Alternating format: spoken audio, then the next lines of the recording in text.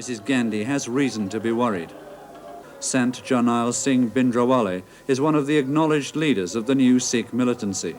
Surrounded by guards who are armed to the teeth and dressed in traditional warrior fashion, although they would like to arrest him, police dare not invade his rooftop sanctuary. They fear that scores on both sides would be killed as a result. Their patience with the temple government 250 miles away in Delhi is fast running out.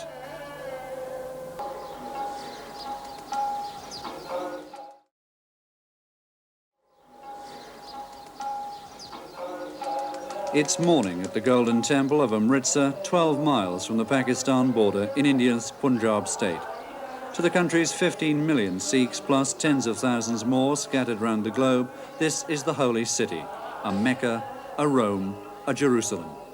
Since the 16th century, the faithful have made the pilgrimage here to worship their God in a temple covered in real gold and filled inside with precious works of art and jewels. All day, a never-ending human stream pours across the marble causeway in this holiest of their holy places. Nowadays, though, as it has been in the Sikhs' long history, it's more than just a shrine. It's a political centre for a resurgence of Sikh nationalism, which potentially, at least, could cause Mrs. Gandhi's government even more trouble than the tragic events in Assam. The Sikhs, recognised throughout the world by their distinctive turbans and beards, are renowned as fighters. It took the colonising British 6 major battles to subdue them. Hundreds of thousands were killed in the bloodbath which followed independence.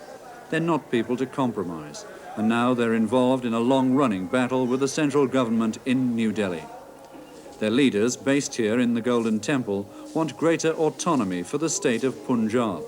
Extremists call for total independence, while the more moderate view favours a package of religious and economic concessions and a loosening of the ties with central government. When religious zeal and political ambition come together, it's a highly inflammable mixture, which in this case could pose a major threat to Indian unity. Mrs. Gandhi has reason to be worried. And yet, in the calm of the Golden Temple precincts, only the armed guards give any hint of violence. Sikhism has no class or caste structure, which makes it very unusual in India. All are treated as equals, even women, a Sikh proudly told me. Every day, volunteers of both sexes come to dip buckets in the holy lake and wash the marble floors. Then they enjoy a free meal, one of 5,000 given away here every day. The air of timeless tranquility doesn't extend beyond the heavily guarded gates. But the tranquility of the temple sanctuary is deceptive. On every street corner in the town, you'll find contingents of police and soldiers. The central government are only too well aware of the tension that remains in the Punjab and which could threaten their stability in the future.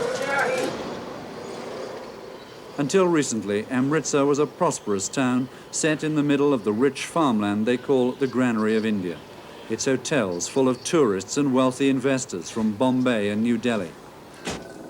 Now 16 companies of police patrol streets where in the last 9 months a wave of looting and arson has claimed 44 lives and left over 200 injured. They choose to ignore the lorry loads of armed Sikhs as they drive out from the sanctuary that lies behind the temple precincts. This man never leaves the safety of the temple. Sant Jarnail Singh Bhindranwale is one of the acknowledged leaders of the new Sikh militancy. Surrounded by guards who are armed to the teeth and dressed in traditional warrior fashion, he strides to his daily prayers like an old-time chieftain. He's just 35 years old. Although they would like to arrest him, police dare not invade his rooftop sanctuary. They fear that scores on both sides would be killed as a result. He gave a rare interview to ITN, but was careful not to commit himself in public to a totally extremist line he may well take in private.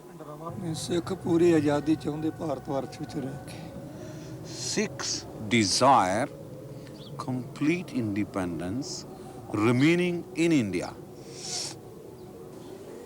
But is the feeling here, apart from you people who obviously are very, very strongly feeling towards it, is the feeling amongst everyone, every Sikh, कि ये विचार हर सिख दे विच हैगा वे ਉਹ ਹਰ ਸਿੱਖ ਨੂੰ ਆਪੋ ਆਪਣੀ ਜ਼ਿੰਮੇਵਾਰੀ ਦਾ ਪਤਾ। Each Sikh knows his own responsibility, and he has been taught from the childhood to get these ideas. Are these ideals worth fighting for, if that has to be?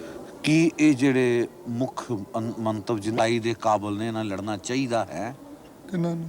ਇਹ ਜਿਹੜੇ ਅਸੀਂ ਮੰਗਾਂ ਕਰ ਰਹੇ ਹਾਂ ਹਾਂ ਇਹਨਾਂ ਵਾਸਤੇ ਲੜਨਾ ਚਾਹੀਦਾ। these are worth and we must fight for them to get our rights. Even as he spoke and outside the temple walls, the daily queue of volunteers for a rest was gathering together. Later in the day, these women were, in the Indian phrase, trying to court arrest. It's a form of civil disobedience pioneered by Mahatma Gandhi. Their minor offences usually earn them a week or two in jail, a few of the 93,000 Sikhs similarly arrested in this town since July. Last year, the violence even reached the capital, New Delhi. Bloody clashes between the police and Sikhs were only halted by police gunfire, and 4 Sikhs were killed on the very steps of Parliament. On another temple rooftop sits another man surrounded by more armed guards. He's the moderate leader, Sant Harshan Lonwal. He wants religious concessions, and he'd like the Punjab state to become a Sikh state run by members of his Akali Dal political party. His dream would be Mrs. Gandhi's nightmare, as every special interest group in this nation of 700 million tried for its own separate deal. So no wonder that within the past week, Mrs. Gandhi sent her son and heir apparent Rajiv to attend a meeting of Sikhs loyal to the Congress party in Delhi. He proposed more talks and more government attention to their demands. Back in the Golden Temple, where men with guns pray daily for their dream of Sikh independence, her moves are regarded as purely cosmetic. The holy city and its temple have stood here for 400 years. The first law and government in these people's lives is here in their holy book. Their patience with the temple government 250 miles away in Delhi is fast running out. Ken Rees for Channel 4 News in India.